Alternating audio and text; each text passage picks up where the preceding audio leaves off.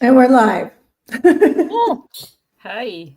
Thank you so much. Hey guys, welcome to our show, City Clips. We're focused on North Florida business and tech. I'm super excited about my guest, Elena Brandt, co-founder of Besample. Really excited about this because it's a rare case where we have someone who is growing and building a software company. Actually, it's now New York based, but also you still stay in Tallahassee, right? You're now living there. Yeah. Quick intro of Elena, Dr. Elena Brandt. She is a behavioral scientist and the founder and CEO of Besample, a data collection platform empowering research beyond the West. She holds a PhD in psychology from Florida State University with expertise in evolutionary psychology and cross-cultural I'll put studies. on my glasses to look more serious while you're reading this. Look like more of a doctor. No. Elena is an alum of the Techstars Startup Accelerator and a published researcher whose work has appeared in top psychology journals like Psychological Science. She's also a mother of 4. So I'm super excited to True. feature your story and of recent success. You recently announced that you raised over $1 million.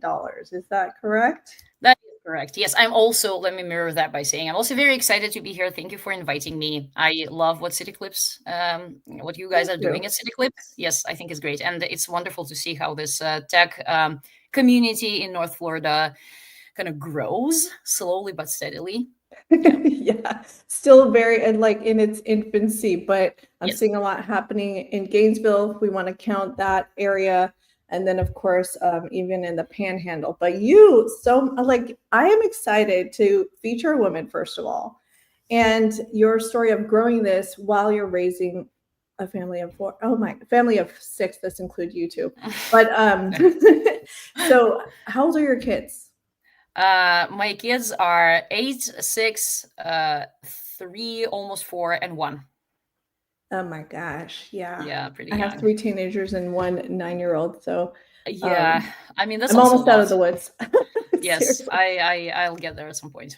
I believe it is harder in a way when they're teenagers. Yeah, We're not there yeah. yet. It's Yeah. amazing. Okay, so like you told me you met your partner over at FSU. Can we kind of tell us a little bit about the early stages of B Sample? Story. Yeah. So I came to Florida, like to Tallahassee, initially for my husband, who used to be a professor at FSU. He now works for Amazon and their international logistics as in their business intelligence data science team remotely. But we're both in Tallahassee.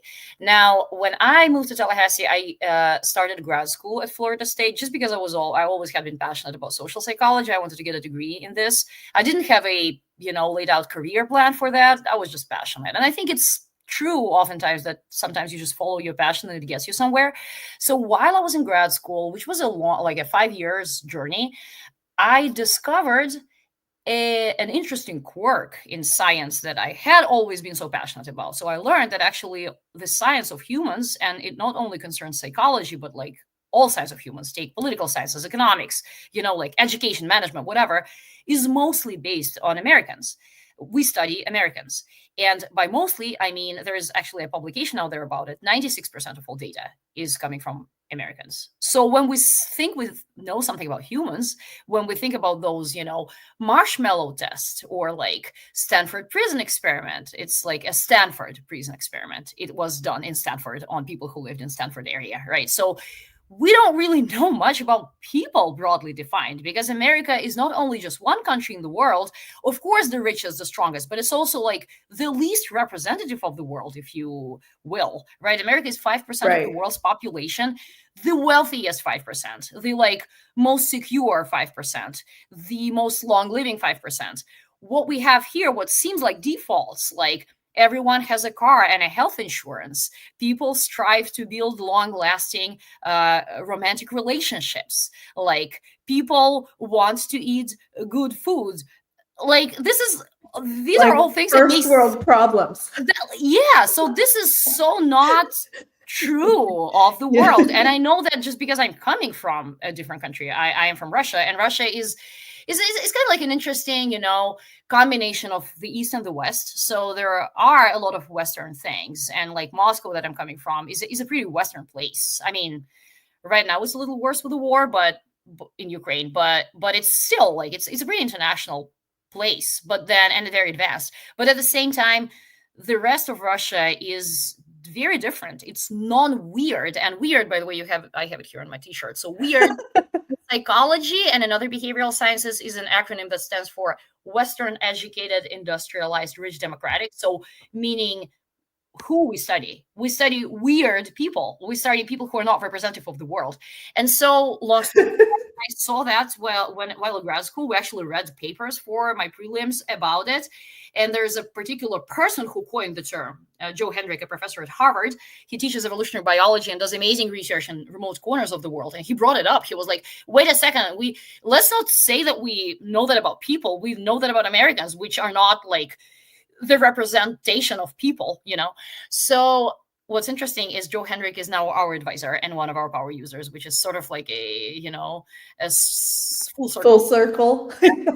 So at the same time, when in Russia, I worked for Yandex, a large tech company, which is a local version of like Google, Netflix, Spotify, like Amazon, everything all in one. And it's like the largest IT company in Europe. In Yandex, I worked for search. I worked in their communication and marketing. And I also worked for 2 years in their spin-off, a company called Toloka that does data labeling for AI. So like annotation of data to train artificial intelligence models. And what I saw there was a crowdsourcing model of collecting data where they worked with people from like 100 world countries. And when I was observing that, I was like, wait a second, why cannot we do that in research? Just use the same approach and the same algorithms, but bring them to research. And that's basically what I did with my co-founder. So yes, you asked about my co-founder. Her name is Tamila.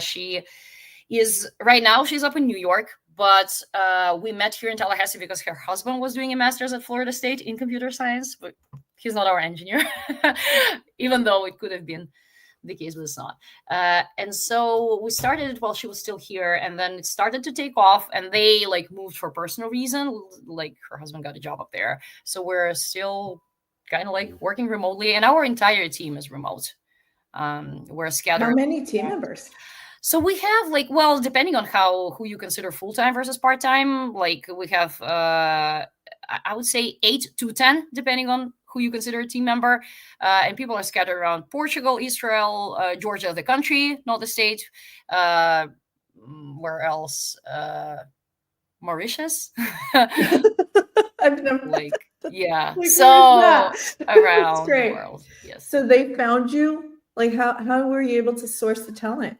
I think we have a big advantage of being immigrants from Russia. Russia has a very strong, like top-notch community of tech people who, because of the war in Ukraine, had to leave. And many were looking for international jobs, and many were looking for like American businesses to join. And for many, it's just a nice opportunity to like be in the global market. So I guess that's how we were lucky. Awesome. Many of, not all, but like majority of our team members are Russian speaking. They are also like, they're international, they're English speaking, but they are kind of like through the personal networks of like people who did business here and there, like work for large companies. So we're going to pull this talent from wherever they were, depending on whether it was relevant for the company. Yeah. So, okay, let's talk. Let me show the app really quick, just because, really cool. And just see all the universities that have worked with you. And you said it was monetizing like right from day one. So how did you kind of determine that? Like, how did you make that happen? Muted. Nice. Sorry. I just knew from the inside, like pretty well what like researchers needed. And I think I just knew the use case. I kind of had an idea of how this has to be, because there were a couple of companies in the space that kind of built a similar product, but covering American populations again, but just bringing it online. So just for context, research is traditional, like behavioral research. Let's take psychology or like economics, behavioral economics, for an example.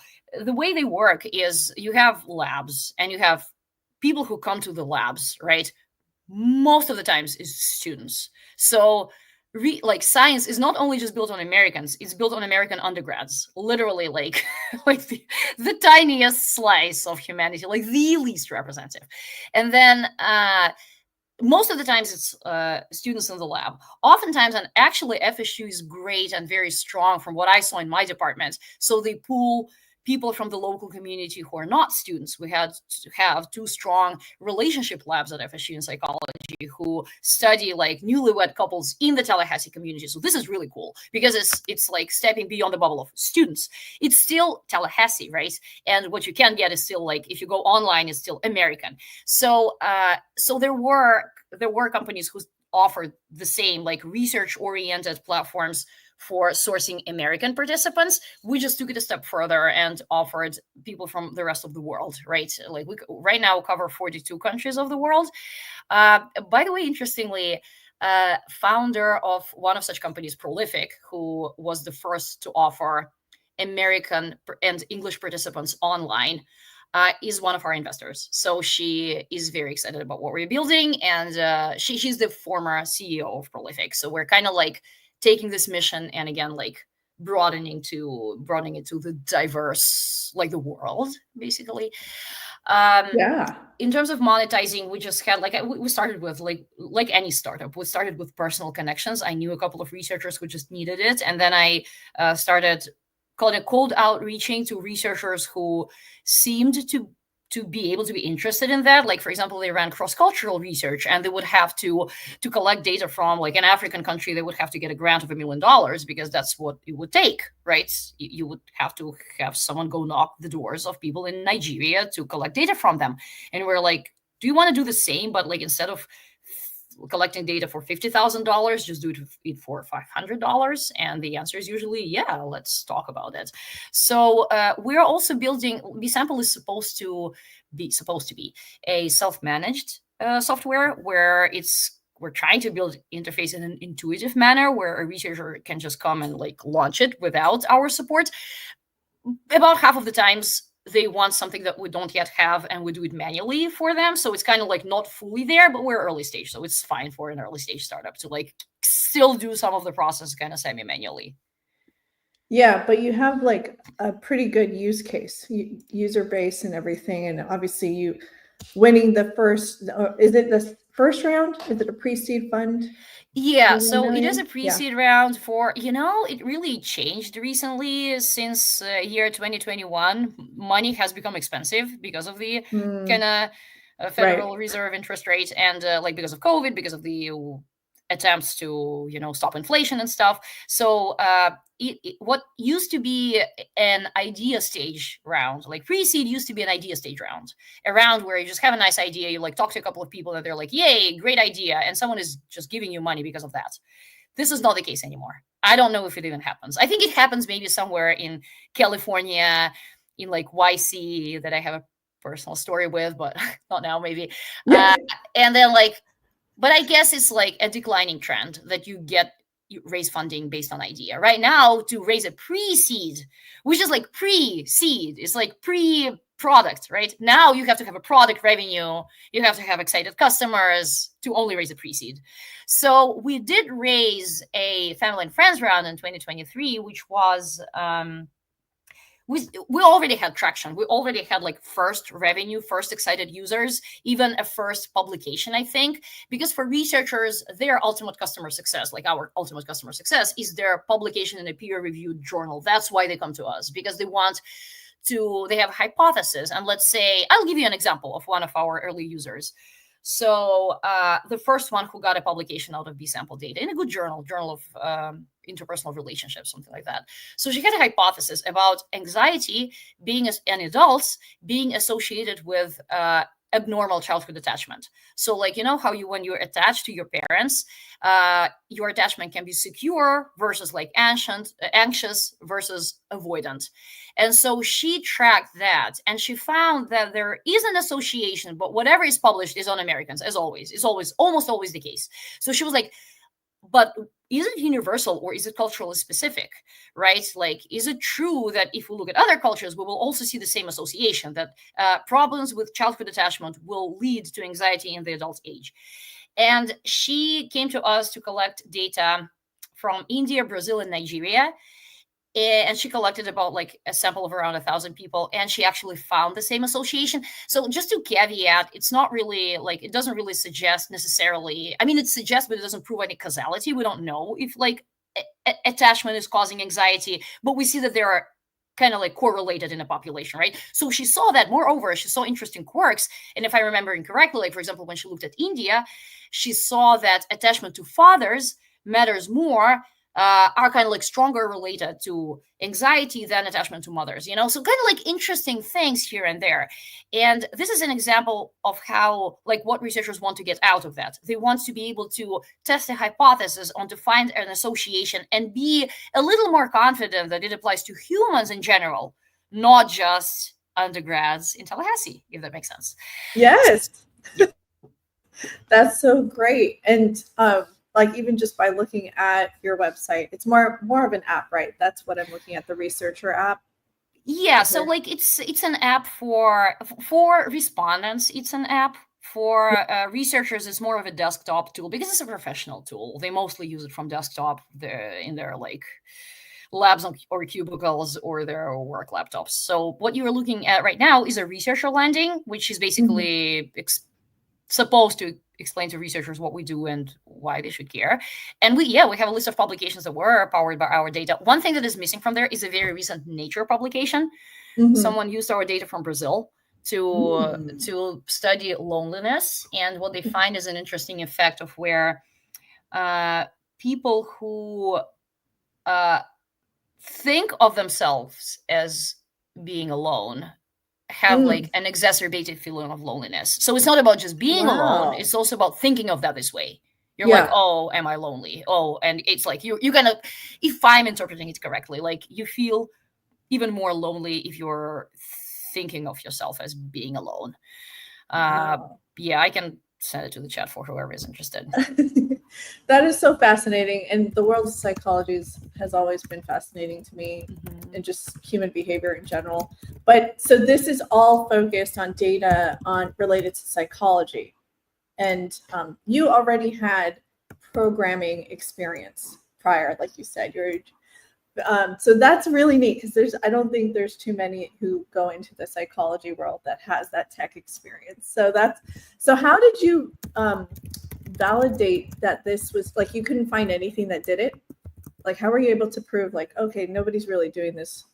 I need to build this. Yeah, good question. I mean, I was lucky to see that from the inside. So when you get to academic research, you sort of get indoctrinated in grad school about like the ways of doing, you kind of like learning the ropes, and the ropes that I learned in a very strong program. So FSU social psychology is like, the year I entered it, it was number 6 in the nation by the quality of research, kind of like the number of publications in top tier journals. So it's a very strong program.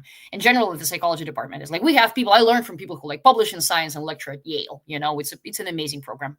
Recommended to anyone who's interested in psychology. Now, I saw what people are using to collect data, and I saw basically the toolkit was get students in the lab most of the times, go to MTurk, Amazon's data labeling tool, which was not built for researchers. It was like painful. They were basically, what I saw was that researchers were feeding on the leftovers of either marketing panels or AI annotation tools. So there was nothing that was built for them in that respect, right? And like Prolific is probably one of the few examples of a company that was built for researchers. So, and I saw that when it came to international data, there was just literally no way of doing it. So there are market research panels, a couple that kind of like do international research. But when we built Besample, these panels came to us saying, hey, can we plug into your crowd in Kenya and Ghana, you know? So no one really has it. This is amazing. This is fascinating.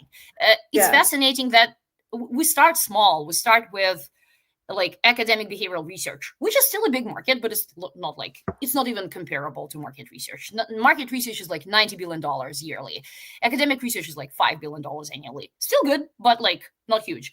And but we're just understanding that there's so much out there. Like when a company wants to enter, let's say there's growing Africa, right? Africa is generally growing, especially some countries, right? Like Kenya is a growing hub. Like, or if you go to like Nigeria, right? Nigeria is a growing hub, right? Yeah. Literally, if you want to collect data there, it's not easy. It's very expensive. It's unnecessarily expensive. Like you would have to almost like do field research there. No one yet has a good grasp on collecting data from people in those countries. So if a company wants to go to this market, there's a pretty limited set of ways this company can learn about those people and what they need, and like try to run user interviews with them or like survey them about their options or like whatever. So, and we even got some organic traction with market research companies. We're just not doing, we had to like literally turn them down. That was painful, but we focus is your friend at early stage. You cannot do everything. You can do anything, but not everything. So we just had to say no at this point. We will get there. We feel pretty confident that we'll get there at some point. Yeah, I'm learning more from, founders listening to business podcasts of successful businesses. They say it's better to focus on one thing, or just like it's better to not know everything about like a lot of things. It's better to know everything about a few things. Absolutely. Like just really just focus. Yeah. So it's awesome. So like, okay, really cool. Because I would imagine you'd get a lot of opportunity eventually down the line with market research but AI, I'm sure, is disrupting that too. And you started using AI technology. Yes. Oh, I'm so anti-hype about AI. I think there's such a bubble. There's so much bullshit there. Yeah. So here's the thing. I want your perspective on that. Yeah. So I think what we're seeing with large language models is fascinating. I think it's a miracle. We are like, in terms of like how we're using AI, well, we're using it we deal with people in 40 countries. And guess what? Not everyone in the world speaks English. So when we support those people and localize the product flows, we have to use AI to just do the real-time translations. But I think the more interesting question is, there are two questions that I often get asked by investors and by people in the market is do we really need human participants in the age of AI? Cannot like ChatGPT just replace human participants? And here's my answer. So I think we need to understand what AI does and what a model is trained on. A large language model is trained on language data. It's trained on language. So it's perfect at mimicking language, right? How like the cadence of words that make sense as a sentence, right? And the cadence of reasoning, meaning, right? It had to learn on billions of observations of how these words are put together and how or whether they make sense together, right? If we want to mimic something like human behavior, we need a comparable amount of data and a lot of smart engineers to learn on human behavior. Like, is there a connection between a person being poorly attached to their mother and developing anxiety in older age? And is anxiety related to their buying patterns? Would they be more likely to buy a particular product because of their anxiety? We have no data on that. It's not possible to replace a human here because we have no data. We don't know. So if anything, like, the answer is no. My answer is no. AI cannot replace human participants unless we don't care about like understanding how humans are. Well, if you don't care, sure. If we want someone to like mimic the blah, blah, blah, we can do that. But if we want to understand the deep interrelationships of a human personality or like their behavior, we don't have the data for that.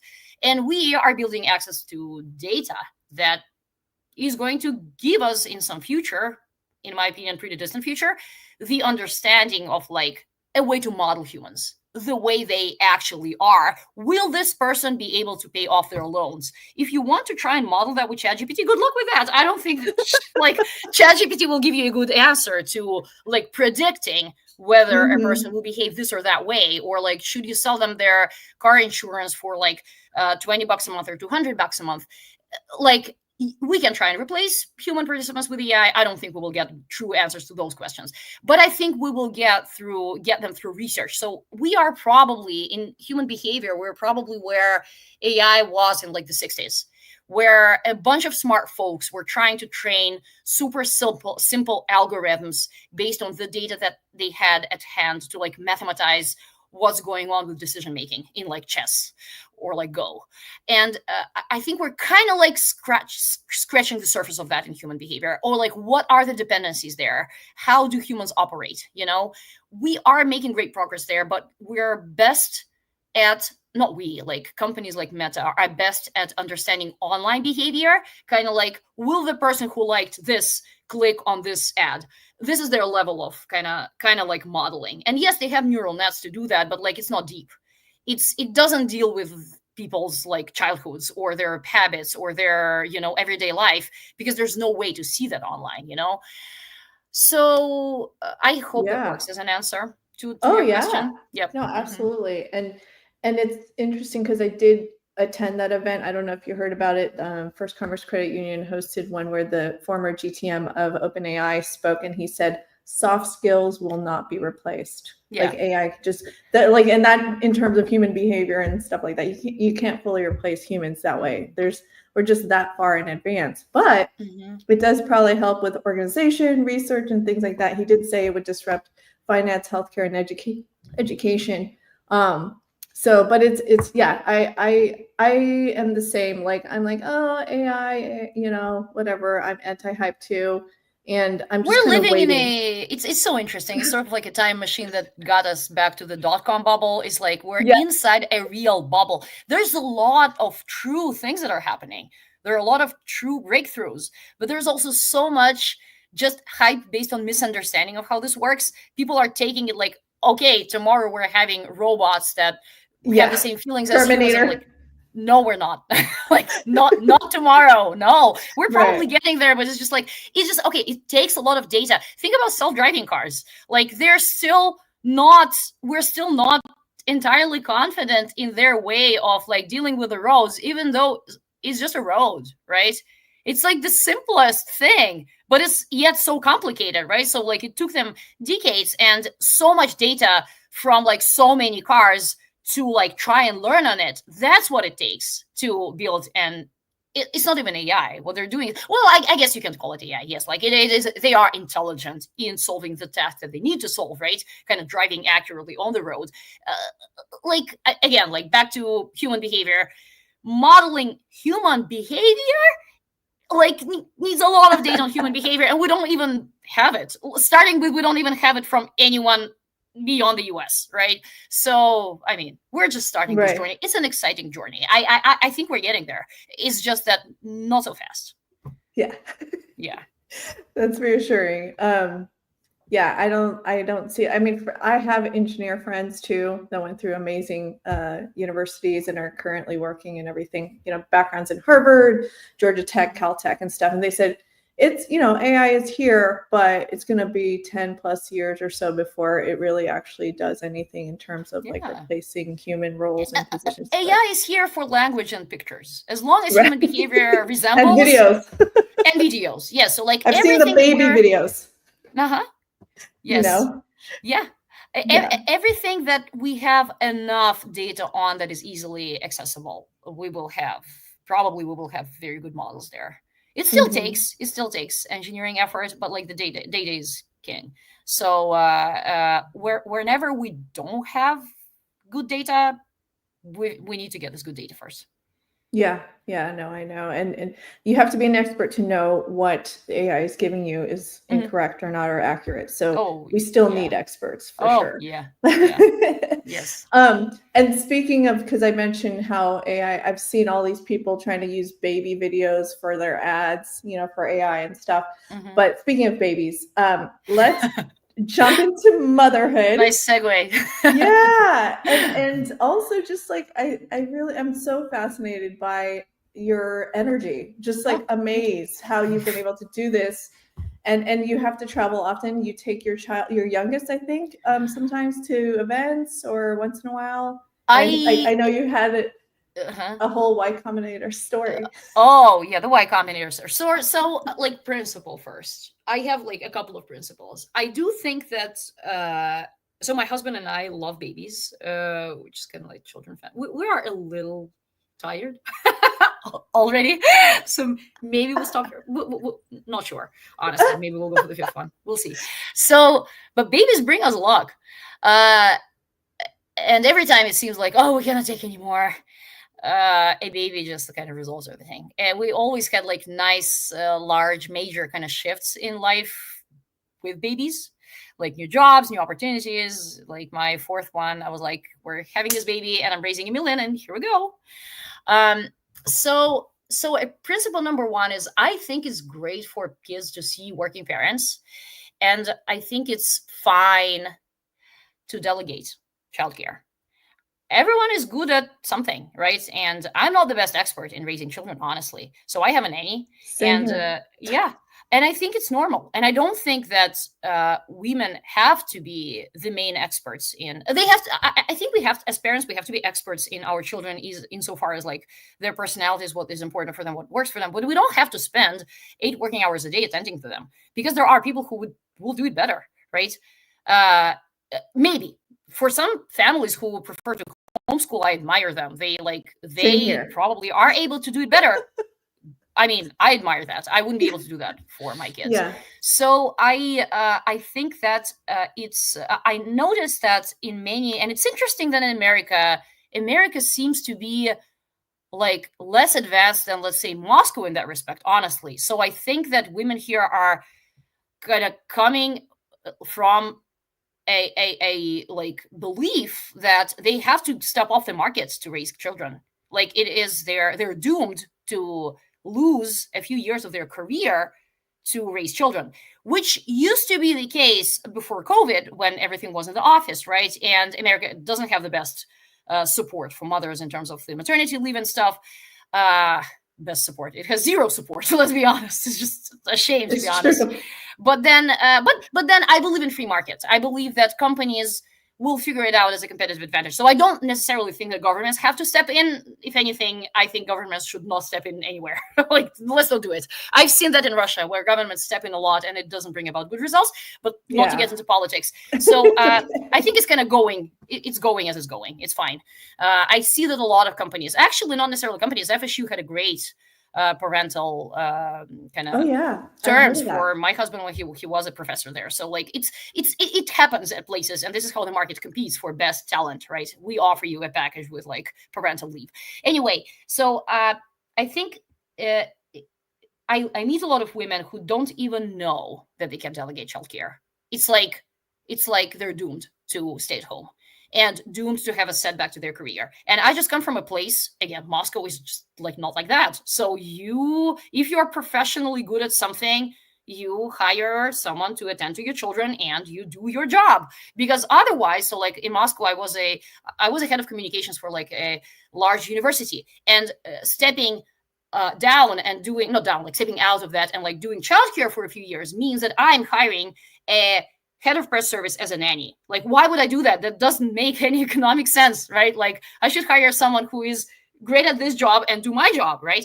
Now, that is different for when babies are physically dependent on you, right? Like when a baby is breastfed. And here goes my Y Combinator story. So last summer, my fourth baby, Darwin, was still breastfed. And there was this Y Combinator conference for female founders. And I got a ticket to it through an online accelerator. Hive Founders, also very recommended for all female founders. They're great. They're online, equity-free, UK-based, awesome. They also invested in us through their fund, Womankind Ventures, in this round. Now, I got a ticket, and I was very excited to mingle with other female founders in California, like San Francisco, Y Combinator, the cradle of coolest businesses. So I took a flight from, I think, Orlando. It was like a 6-hour flight, coast to coast, with my baby, because I couldn't leave my baby. He was like 6 months old. So I wanted to breastfeed him till like he was at least 9 months old. And then I came to the conference, and there were 100 female founders and 0 with babies. And then I learned that a few of them actually had breastfed babies, but they had to leave them at home because they had no idea they can take a baby to a conference. And I learned why, because when there was this keynote from Tracy Young, who was talking about how hard it is to be a female founder and how he had to pump milk. She had to pump milk in a car before an investor conversation because women are so discriminated against and no one is like accepting women the way they are with their physiology and breastfeeding and the babies. And it resonated so much with me and was like rocking my baby in the stroller at the back of the audience. And Darwin started cooing very quietly. He wasn't crying or anything. He was like, you know, how babies do this like nice sound before they go to sleep. He was actually about to go to sleep. And then a woman comes up to me and she's like, would you maybe like to stroll your baby outside? I was like, and why is that? It's like, well, like he's making sounds and I want people to get a full experience out of this conference. Honestly, if it was a different situation, if it wasn't about the baby, if it was about something else, I would have been less brave, but there was a mama bear in me. I was like, who are you? And do you think it's okay to say something like that to a mom at a female freaking founders conference? Yeah. And I think that fellow women would understand. Right? Like, to be honest. If anywhere, you would expect a female founders conference to like actually have like a nursing room for moms, right? Because it is a female founders conference at the like best startup place in the world. So it turned out she was, and she was like, why are you asking? So she didn't tell me who she was. And then I learned why, because she was a Y Combinator partner. So I think she regretted it immediately. I know that, like, I know it wasn't like her personally. It was this culture. It was the sick culture of Silicon Valley, where you think it's the most advanced place in the world, but it's actually a place in the world where women stay at home with the babies. Like, you cannot take a baby to a conference. Like, Florida is better in this respect, right? So, and I cannot even tell like how much Moscow, Russia is better in this respect. It's fine to take a baby to an event. I was shocked. California, really? So I posted about it on LinkedIn, and this post went viral just because there were a couple of influencers in this topic of like motherhood and female founders. And it reached eventually, like I saw this in real time. I was traveling from San Francisco to Seattle to a conference with a baby and like watching this unfold in real time. I think LinkedIn kind of like its algorithms respond to reactions. Like if enough people kind of react to that and like share, it starts showing it like outside of your bubble and then outside and outside of their bubbles. So this started happening, and I was like a little scared to see how like it was shared and shared and shared, and eventually it was like yeah, I think it got to like 500,000 views or something. So and then I got a call from San Francisco Business Times, and the woman was like, can we talk about this experience? And then I got an email from Business Insider, and I was like, can we talk about this experience? I'm like, sure, let's talk about this experience. Let's talk about how if we want to talk about female founders doing businesses, let's also like walk the walk. Let's also not kick out moms from events, right? Like, you don't even have to do much. Just don't kick women out if they're coming there because they want to be able to do both, right? So I think a lot of problems are stemming from this like belief that you have to choose one or another. I don't think you have to choose. You can do both. Yeah, but realistically, you have to delegate. You have to, like, while the baby is still physically dependent on you, just take your baby with you, and you know, like I have to like not care about what other thing. I'm sorry. I mean, like I mean, no, absolutely. It was interesting. I think one of the reasons it got like so viral was because there's no consensus on that. There's no answer. I saw on Reddit the Silicon Valley squad of males anonymously were discussing it in terms of like stay at home, you know, like, don't come to events. There is a consensus. Don't come to events with your baby. And then, like, the more you can't imagine how sexist Silicon Valley actually is. And then people on LinkedIn being like more like liberal, you know, and kind of like, oh, like, let's support the female founder. So there's no consensus. And I think that's what is so interesting. America is stuck between the Middle Ages, where if you want to have kids, you stay at home, and the future where it's online, but it's also not, because companies like Amazon are getting people back to the offices, right? Not caring about how much of a breakthrough it has been for parents to be able to work remotely, right? And kind of like attend to their kids and kind of balance the family and work responsibilities. So yeah, it is. We live in interesting times. And honestly, in this moment, I didn't even feel like it was me and her, like that Y Combinator partner or me, it was just like a coincidence, like a clash of cultures where we're this culture of uptight business is you're buttoned up and you are like, so serious and like puffed versus like, yeah, and I'm like real me and I have like milk leaking from my breast because I'm feeding a baby and trying to build this freaking startup, So I think we'll see more of that. And I think at some point, I believe in America. I'm a big believer in America. I think we'll get to a better equilibrium where women can do businesses and not feel ashamed about being humans at the same time. Yeah, no, absolutely. I feel like it's a new era. Ever since like I struggled through my earlier stages and years of running a business with being a mom, and I used to be full-time. I worked overtime for a company, and then the kids were so little, so of course I was like, well, I don't think it'll be a good idea in terms of my technical skill set to take a break. I need to keep, if I really want to go back into the workforce full time, I need to keep it alive. So that's one of the reasons why I started my business, to continue to develop, create all of that, and keep my skill set alive. So yeah, absolutely. So like, that's why it fascinates me that you guys were able to, I mean, you and your partner are both moms, starting and growing this business, now managing a team, full-time remote, remote first, which is really cool. And then you're still traveling and commuting, right? Between here and New York. And then you and your husband continues to, I mean, there's so much more I could talk to you about, and I know you're going to have to hop into another meeting. So it's okay. But okay. So like, at least as we wrap up, a few things, like, why do you choose to stay in Tallahassee? I know your husband I had a chance to chat with him, and he said you guys really like Tallahassee. It's been great, raising a family here. And then also, how can we support what you're doing with Besample? Oh, this is such a nice question. So you're very sweet. We are staying in Tallahassee due to a little bit of inertia, and I defended my dissertation in December with FSU, got my PhD, so we don't really have to stay here, but we are staying because it's a nice place to stay.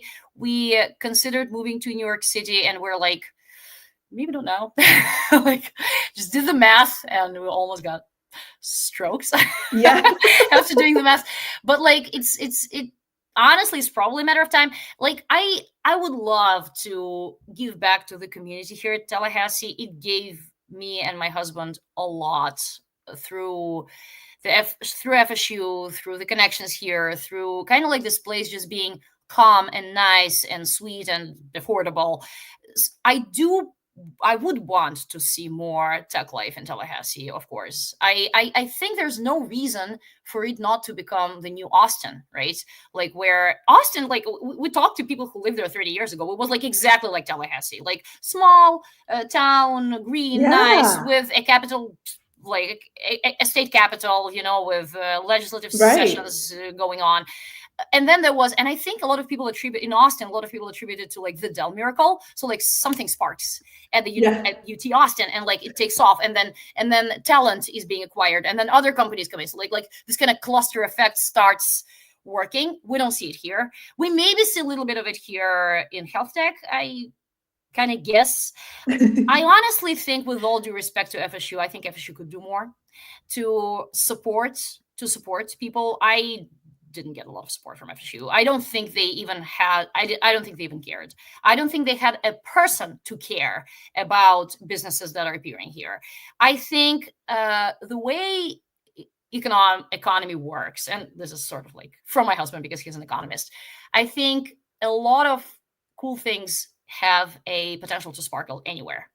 And it was interesting. Oh, it was so interesting. So I went to New York for a founders dinner with portfolio founders of our fund. And we met a prospective company that they are willing to invest in. And guess what? The guy is in the loom of FAMU. I was like, how on earth, out of like 20 companies from all over the world, 2 are like Tallahassee bound, right? Which is just an example to show like Tallahassee can produce cool businesses because we have FSU here, right? Because we have the city is very educated. The city has we see people coming here from California, from New York. Like it has the potential. I think if it is on FSU to accelerate this potential. I think there needs to be capital. There's so much money here, honestly, like, but people don't understand software. What I noticed is that they understand like real estate, like insurance, they understand like devices. There has to be some help, some capital. Like like startup doesn't need a lot. Like I know accelerators who give you like 10K for building a prototype of your software product, and people like are like, and businesses can take off of that. So like but it has to become more serious than it is right now. So I think it clusters, businesses cluster around universities because of the education talent, the research, R&D, yes, the ecosystem. So like if anything, it can happen here, but like I think FSU can do more, and I'm like happy to help with that, but I just didn't see a lot of attempts. Yeah, I think you've been heavily focused on what you're doing there too, and I think I think there's going to be momentum. I'm starting to see more and more support. They did have a pitch event last year. I'm starting to see that there are like more collaborations between all the different, I guess you could say, resource partners, entrepreneurial resources. And then, but in terms of like focusing on tech, I think it's starting to get more and more momentum. But I get what you're saying. My dream is to earn enough on this to donate back to FSU to like maybe have a little fund for entrepreneurs. Yeah. I'm grateful. So then maybe it's you. Yeah. You would be the future Dell for Let's see. Like that's what I heard. I did hear that Michael Dell was like a big part in why Austin became, the way it is. Yeah. That's what I heard too. So we need, I mean, maybe we just need that person. There are some folks in town that could be that person if they want to be, but I know what you mean. There's just maybe a few nudges, who knows? And maybe it's you. I would love it for it to be a woman. That would be awesome. We'll see. But maybe in a few years. Yeah. And so to respect your time, maybe we could do this again for a part 2, because it's so great to have you and to talk about all your stories, because you are such an inspiration as a mompreneur, tech founder. I really wish you all the success. You already have a lot of success. So I really wish you exponential growth from here on out. Thank you so much. It's wonderful to be here and great to see you again. Yes, I'll looking forward to chatting again. Thank you so much. Air or off air. Yeah, absolutely. I know we're overdue for the kids' play date. Yeah. So hang tight for a little bit, and then I'll see you on the other side. Yes. Thank you. All right, guys. See you guys next time.